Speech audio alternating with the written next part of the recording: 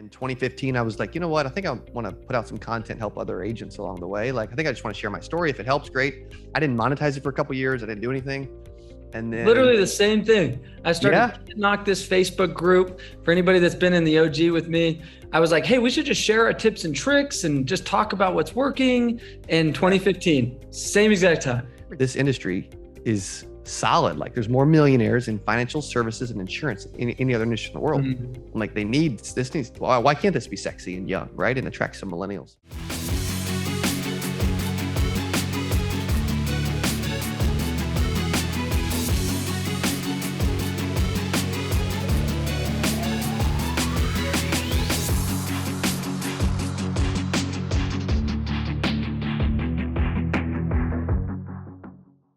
All right, everybody, this is Sam Taggart with the D2D podcast, and I'm so excited to welcome on our guest today, Cody Askins, who is basically my twin. So hear me out before we dive into this, but he is me, 32 years old. He's literally been hosting an event called the 8% Nation Conference and just barely got done in Dallas. So he's probably running on freaking adrenaline right now after having 1,200 people show up to his event.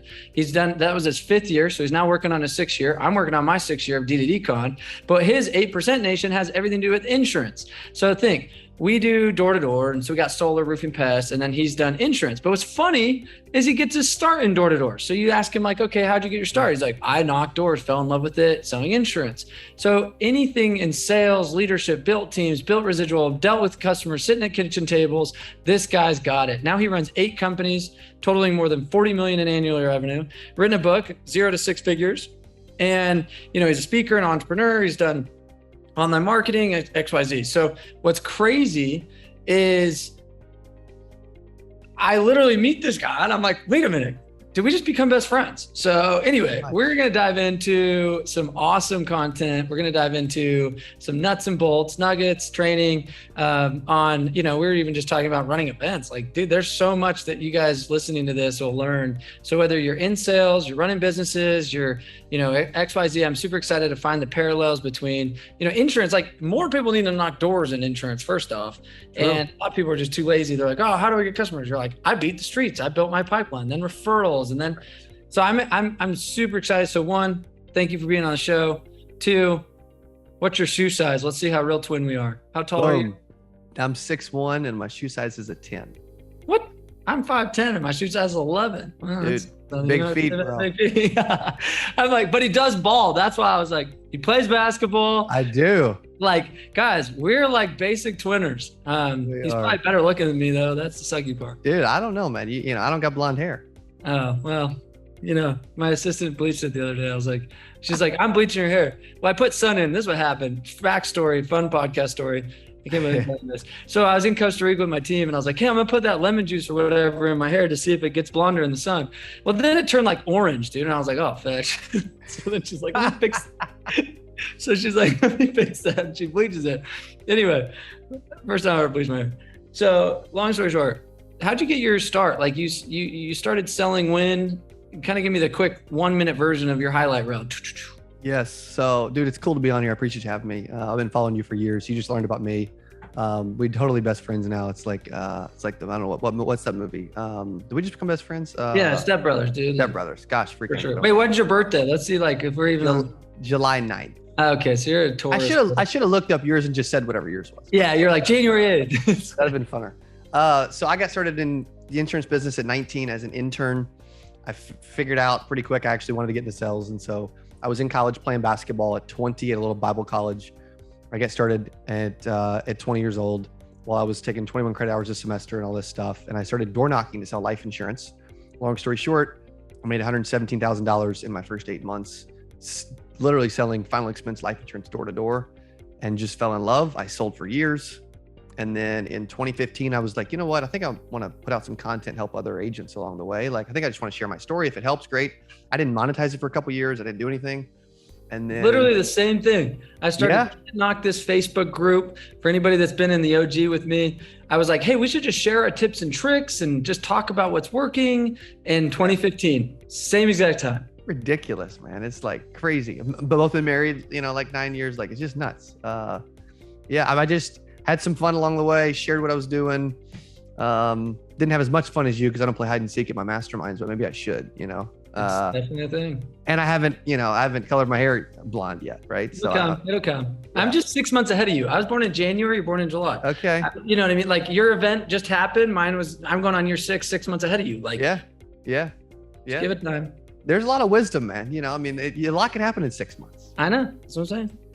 Yeah, it's cool. Dude, I appreciate you having me, buddy. It's fun. I'm excited about this. Okay, so what inspired the whole event? Like, I'm curious if you were sitting in the desert like I was on a 3-day meditation fast, that would be coincidental. But no, why all of a sudden you're like, I'm going to throw this conference thing? How does that all come about? I probably need a meditation fast after the event I just went through, but I was at 10X in Vegas, and I'm like, dude, our industry needs something exciting. Like insurance is boring. Average age is 59. Most conferences are like put on by someone trying to recruit you or by an insurance carrier.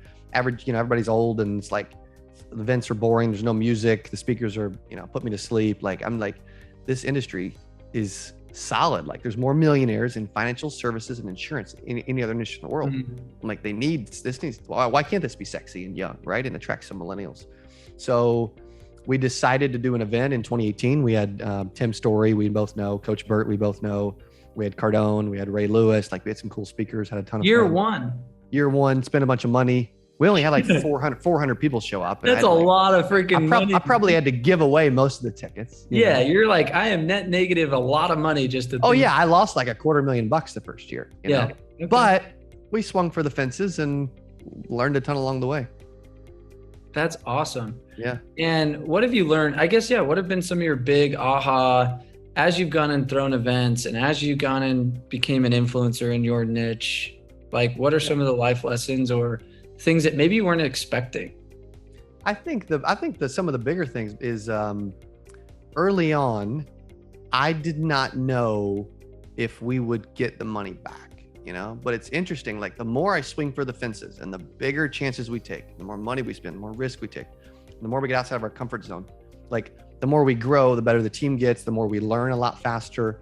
And we just always get it back, like people that are just naturally gifted at sales and that hustle and build great people around them. Like it just, fun stuff happens. I would say event wise, we've learned that in insurance, it doesn't take a lot to get people's attention, to have a ton of fun, to create this amazing experience. Like we had Milet and Itzler and Tebow and some cool names this year.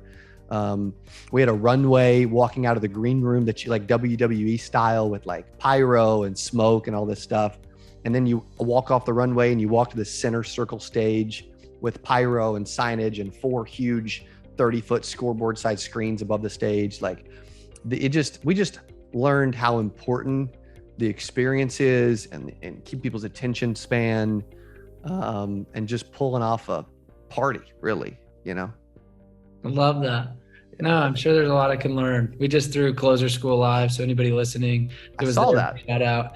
You and Andy Elliott and Brad Lee, dude, it was awesome. Yeah, it was fun. And we had the fog machines and, I'm not much of a flashy guy, but I just learned. Brad was like, I better have fog machines with this thing. And I'm like, okay, team, get into these damn fog machines. I'm like, I'm all about dropping you in the jungle in your underwear and being like, all right, go think for a minute. And like zero flash, like I'm just like content heavy, simple guy.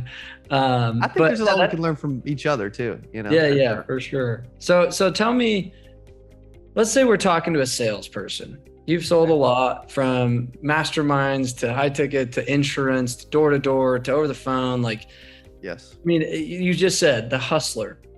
Yeah. If I'm a salesperson listening, what are some of the intangible or unseeable attributes that maybe they don't see that they're developing that has helped you as an entrepreneur, that maybe they should show more gratitude or like recognition to, that you've developed over the years that served you?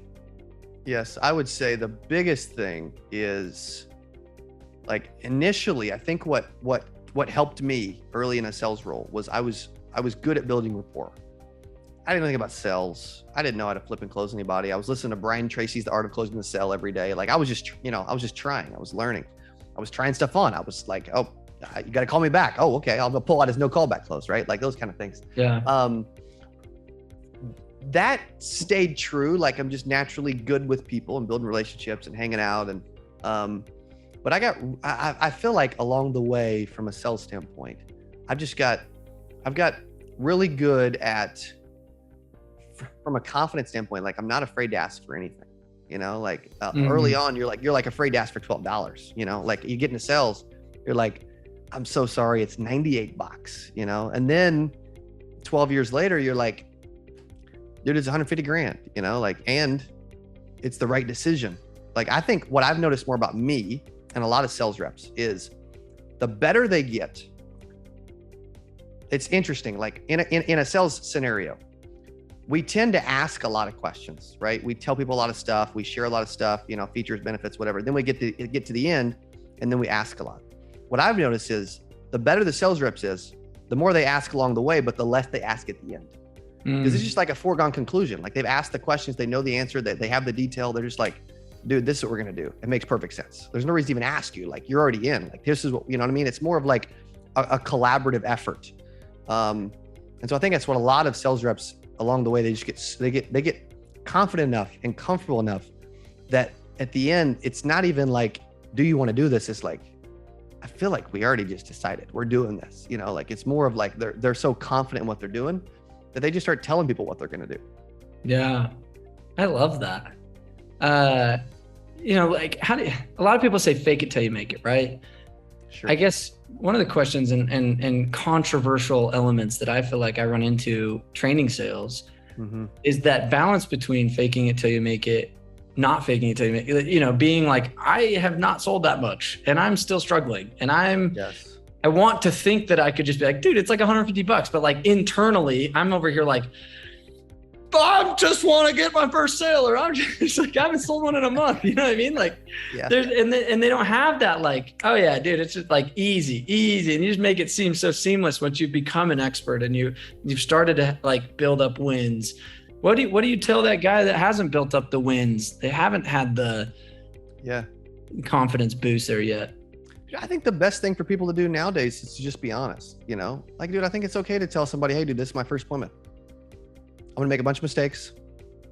I'm not going to lie to you, but at the end of the day, we're going to have a ton of fun. And if I've got if I've got a good product that you enjoy, you'll probably do it, won't you? Like, I think it's okay to be honest. I think so many people are like so worried about just faking it and like not lying to people, but just like acting or like being somebody they're not. Yeah. Like they're trying to put on this like Grant Cardone face and they're like, I'm the best. And it's like, hold on. Like, correct.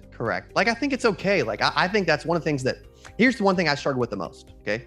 And you're probably better at this than me. I'm learning and I'm trying. And I tried to be more of it at this year's conference, is just being vulnerable and sharing the losses and the struggles and the things we go through. Like, I'm literally got some frivolous lawsuit in the mail earlier, something stupid, whatever, right? We need to be okay with sharing those things. My personality does not want to share any of those things ever. I just don't. I'm like, bro, I want to win.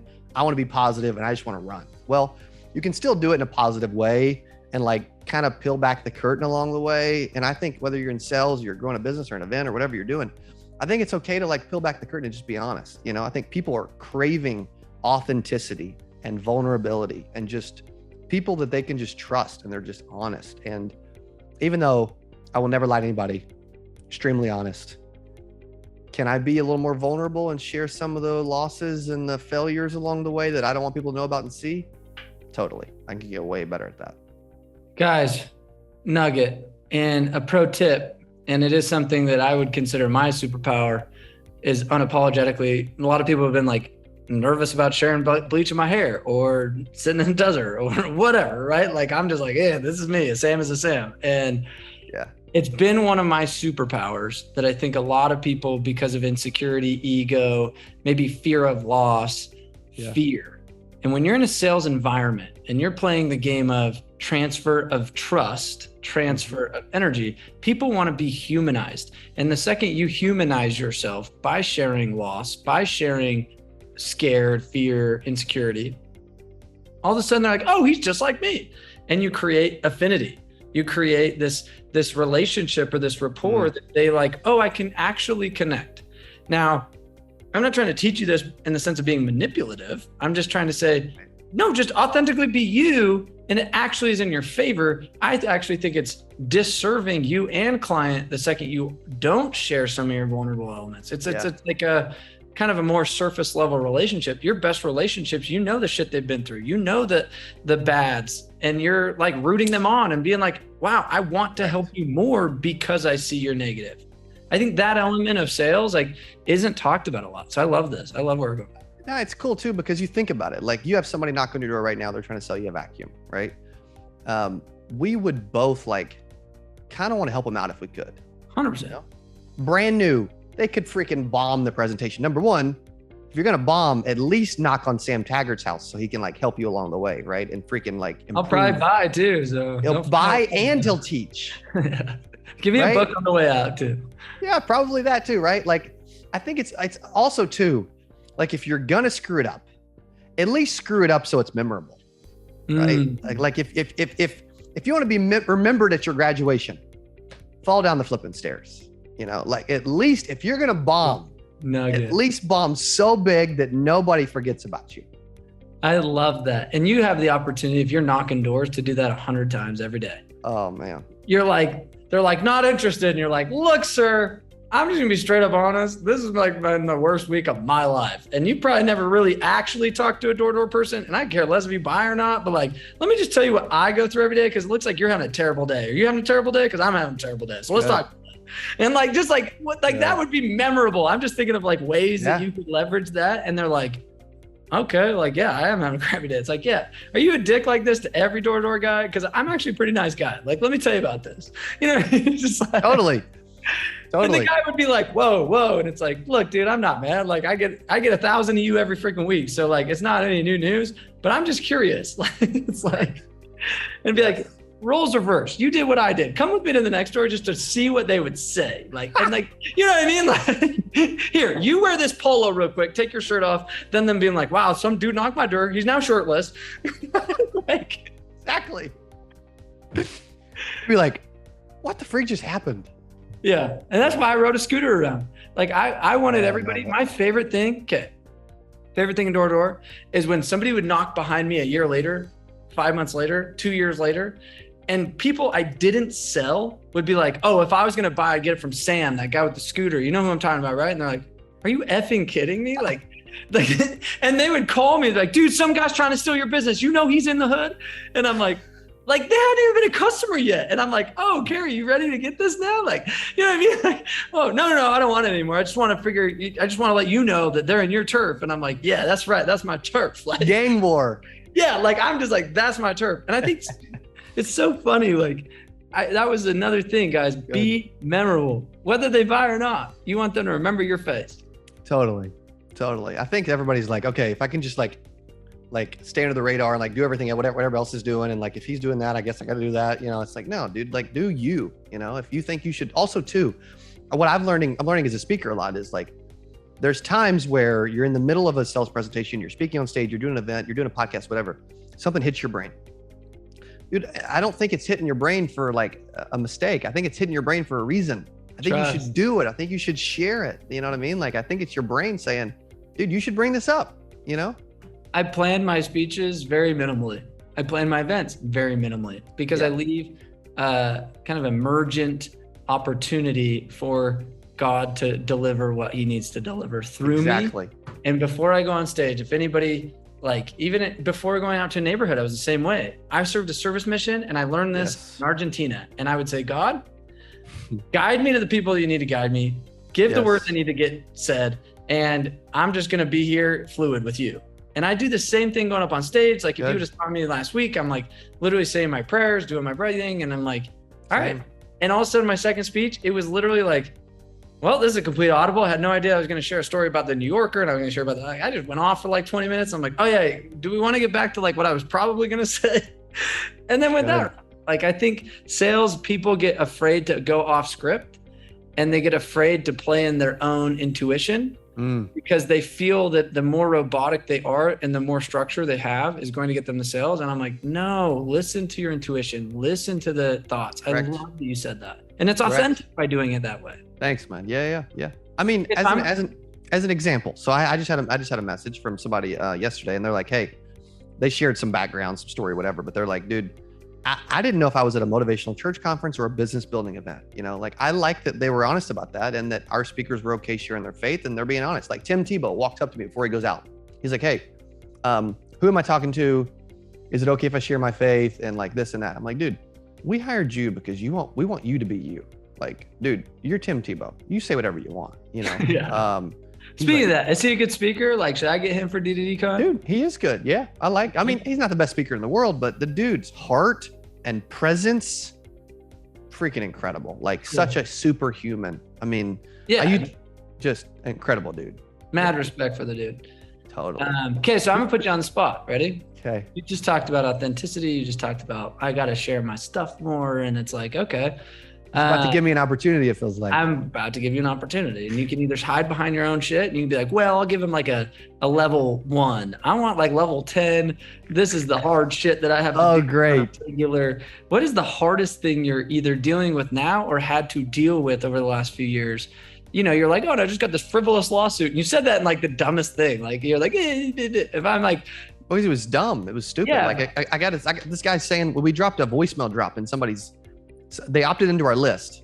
We dropped a voicemail drop in his voicemail, and then he sends a bunch of people a lawsuit at the same time, and so they were like calling me and stuff. But what's interesting about that is he opted in, and then he's saying we like robocalled him and all this stuff, and like played automatic voicemails to him on the phone, which didn't happen. So we're gonna win. I'm not gonna have to pay him any money, or I may throw him a little bit of $5,000 to go away. But there's so many people out there like that in the world that are just like trying to take advantage of people that. Then they're living a scam, and it's like, dude, I could not wake up and just send random letters to people all day, every day. Like feel good about my life. Yeah, that happened to me last year with our website, where somebody's like, hey, this blind lady went to your website and you don't have your stuff together, and she tried to hire an insurance agent. Well, you can't hire an insurance agent on CodyAskins.com. You know what I mean? Like but at the end of the day, I've got to like wake up, have fun, be me, be positive, not let that stupidity like cycle into my business. I mean, here's one of the toughest things I went through. Okay. A year ago, 11 months ago, my COO left and 3 of my 4 salespeople. We have several different companies. Our marketing company in another building here on campus has more salespeople, but my CA sales team is a little smaller. 3 of our 4 sales reps left and my COO left. And so we're left with me, 1 sales rep, and 4 operations people, right? There's 6 of us. Throw in my wife, she does finances, there's 7, right? Not counting me and my wife, it's 5 people. Yeah. And it was kind of like one of those moments where on Tiger King, where the person gets their arm bit off and they're like, dude, and Tiger King's like, how am I ever going to financially recover from this, right? Like I'm having that moment and I'm like, dude, what the freak am I going to do? How am I going to recover from this? Well, there's a lot of moments in life like that where our team got better. That person was actually hurting our organization and not telling me stuff and thought they were protecting me, but really they were hiding stuff from me. The 3 of the sales reps, it was a poor culture. They weren't the right fit. Like a lot of these things happen in life on purpose, and I wish they would happen sooner. But in the moment, you're like, how am I ever going to handle this? How is this ever going to work? But what's interesting about that is I've been a Christian since I was like 10 years old. But I wasn't walking in my faith like I should have. My marriage wasn't where it was supposed to be. And then literally a few weeks later, the remaining sales rep invites me to a men's conference. We go to church all the time, but I had never been to a men's conference ever. I thought it was to be honest, I thought it was kind of weird. It's like men getting together, like just do co-ed, right? My favorite thing. Dude, if mine too now. In a men's conference, I'm like, this thing wasn't even off the hook yet. Dude, me too now. It's freaking incredible. Yeah, it's awesome. So then I go to one, and one of the first things there's 2 pastors that speak. One's from Dubai, who did an incredible, he speaks all over the place. He spoke in Dubai. He's not from Dubai, but he was amazing. But then the local pastor spoke, and he was like, he said something talked about like relationships and important of that kind of stuff. But then he said something that was like, he said, maybe you're just fitting in when you were truly called to stand out. And it hit me. I'm like, I'm kind of hiding behind stuff that's going on in my life. I'm not living like my faith. I'm not praying before I go up and speak, which I do all the time now. I don't have as close a relationship with my staff as I should. I'm not loving on my wife and our marriage in the way it should be. You know what I mean? Like, it was just a moment where I'm like, use it as such a learning lesson to be such a different human today than I even was a year ago, which I haven't shared in that much detail probably ever. So, way to go, Sam Taggart. But dude, that's kind of stuff's important, I love that. Thank you for sharing, by the way. It's sometimes scary to be like, dude, I lost these employees. Because now everybody, you're thinking, okay, they're like, did I suck at being an owner? Or did we suck at this? Or did we have enough money? Like, you know what I mean? Immediately, everybody's like, your head in insecurity, where I guarantee you the people listening to this are sitting there going, dude, what a raw, cool story. Like, nobody's sitting there being like, you suck at life. Like, but in the moment, I guarantee you're sitting there kind of like, I suck at life, obviously. Correct. Why is everybody effing leaving me? Like, trust me. I've had to fire people. I have a person I just fired right now. And like, I was just like, oh my gosh, like this sucks. Like, dude, I've felt like I'm like the worst boss and leader in the world. Like, I've thought that along the way a lot. Now, do I feel it as much today as I did then? No. But am I still learning every day? And are we perfect? Dude, absolutely not, Dude, that's tough. No, dude. And not to get like real, but like the last 2 years, I've gone through a very similar wake up, dude. I mean, I was just drifting in my religion. I was terrible marriage. I ended up having to call it. Like, I was like, I'm over this. And I had to start being way more intentional with like, what is my real mission? And it had a lot to do with what you just said of like, maybe you weren't born to fit in.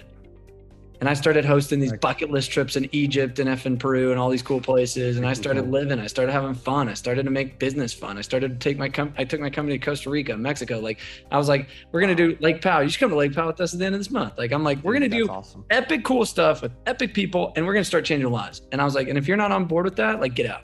And I started firing people. I started like shifting products. I started taking clients and being like, are you bitching about the wrong thing? I started letting go of clients and like calling them out. I'm like, hey, yeah, we don't want your money anymore. Like, can we give you the back? And like, I'm telling you, like, that's awesome. I had to go through some repentant, like we had like 10% of our business refunded last year. Like, it was a high amount.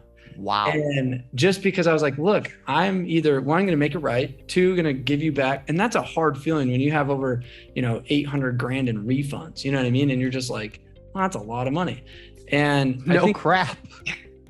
And I started to be like, okay, I'm gonna be very intentional. And to go through a divorce is not fun. To go through, having 40 employees down to 20 to 15 employees is not fun, because you're having to like mess with people's family and livelihoods. Like, I get it, dude. Like, and it's funny that within the last year or two that we've both kind of been like, oh shoot. And then you look at what you just pulled off last weekend, and you literally had people texting you the next week and being like, Cody, I couldn't tell like if this is a business or a freaking church.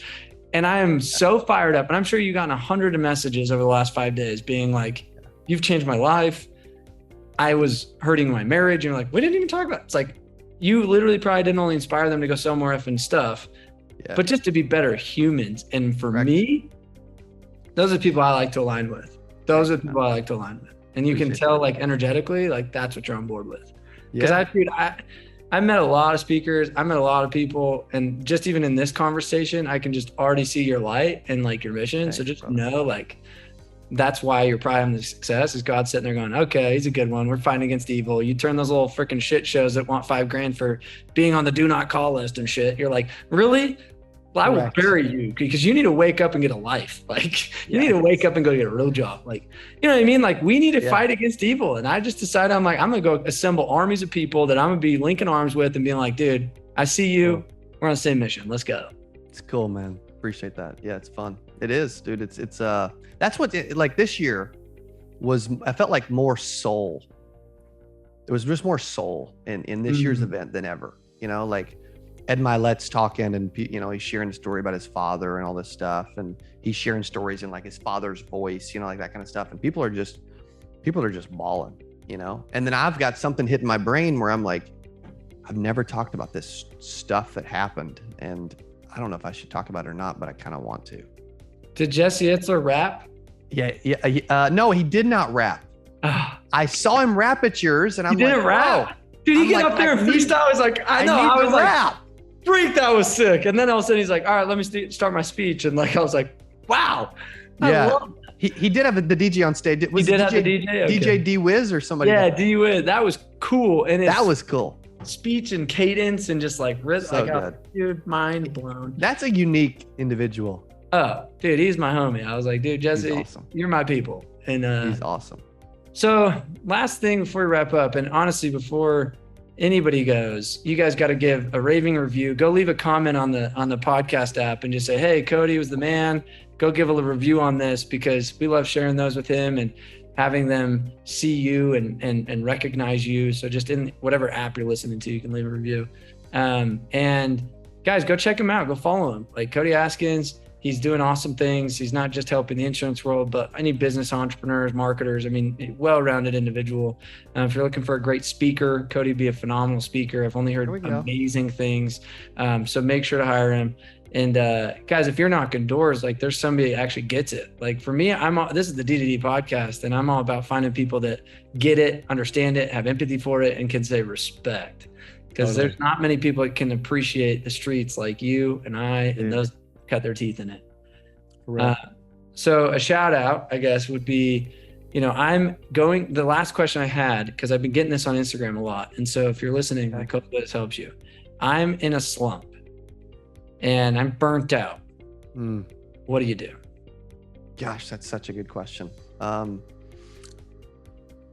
had this actually come up on one of my calls on Monday, and the guy's like, hey dude, his name's Jay. He's like, man, I'm struggling.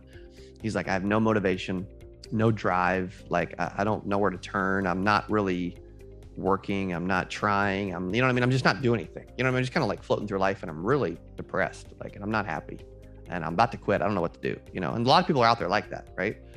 I think one of the best, I think two things that you can do.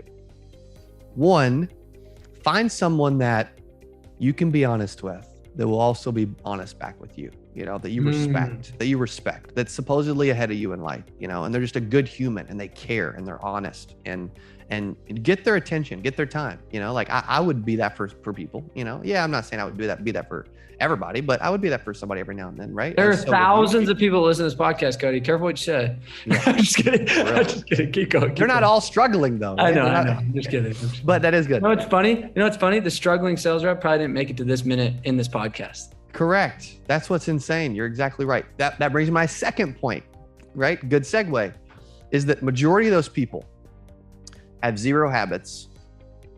Their discipline is in the dumps. And I challenge them to just say they're going to do one thing a day for 30 days and then just go do it and watch how much your confidence builds. Even if it's like, dude, I'm going to walk around the block once every morning. Hey, I'm going to read one page of a book. Hey, I'm going to read one sentence of a book. Hey, I'm going to open a book once a day for a month. I'm going to do a push-up. I'm going to, something, right? I'm going to write down my goals. I'm going to write down what I'm grateful for every morning. I'm going to meditate. I'm going to pray. Dude, like it starts with one person, one thing, and then they start to build that. And then they start stacking some wins, and they start stacking some confidence, and they start getting more in discipline and habits. And then they start growing into this human that they didn't think they could become.